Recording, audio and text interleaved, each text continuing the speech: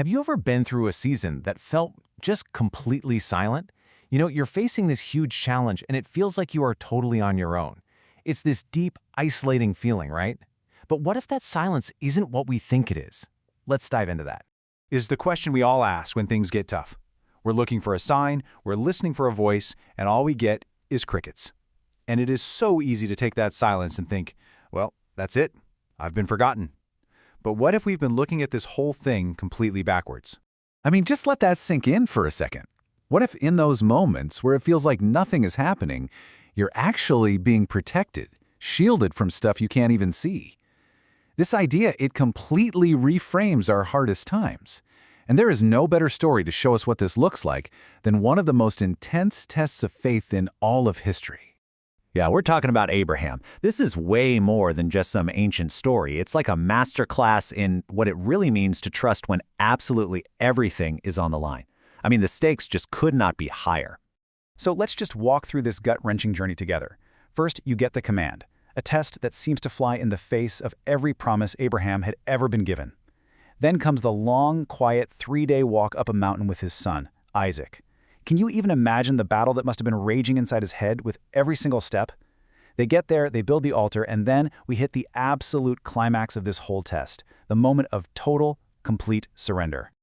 This is it. This is the moment. With that knife in the air, Abraham is showing that he trusts God more than his own ability to understand, more than his love for his own son, even more than the promise of his entire legacy.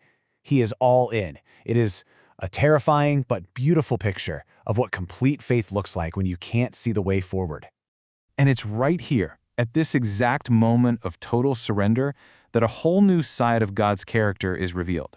This is where the story pivots and where we learn something absolutely crucial about how provision works. Just as Abraham lets go of everything, God steps in. A voice rings out, the knife is stopped, and over in the bushes, there's a ram. The provision arrives, but you've got to pay attention to the timing. The timing is everything. Because of this, Abraham names that place Jehovah-Jireh, which means the Lord will provide. And what's so fascinating is how different kinds of tests reveal different aspects of God's character. Like in a battle, he might be revealed as Jehovah Nissi, the Lord is my banner. When you're sick, maybe you experience Jehovah Rapha, the Lord who heals. This test revealed him as the ultimate provider. Now let's get back to the timing, because this is so important. The ram wasn't waiting at the bottom of the mountain to make the trip easier. It wasn't there when they were building the altar. It showed up at the very last second, at the point of complete, heartbreaking trust. So often, God's provision isn't about stopping the test from happening. It's about meeting us at the peak of our faith, right at the moment we finally let go of trying to fix it ourselves. Okay, so how does this incredibly dramatic, ancient story have anything to do with us today? Well, the connection is actually super direct, especially when we talk about one of the deepest anxieties many of us face. That pressure to provide, right? Financially, emotionally, spiritually, it can feel absolutely crushing sometimes. That weight we carry, that's our modern-day Mount Moriah. That's our place of testing. We feel like it is all on our shoulders, just like Abraham must have felt the weight of that command all the way up the mountain.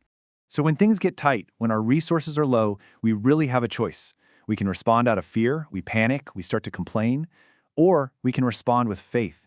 We can choose to pray, and we can choose to consecrate the situation, which is really just a way of saying you intentionally set it apart and you hand it over to God, trusting that He sees what you need, even when you can't see the solution.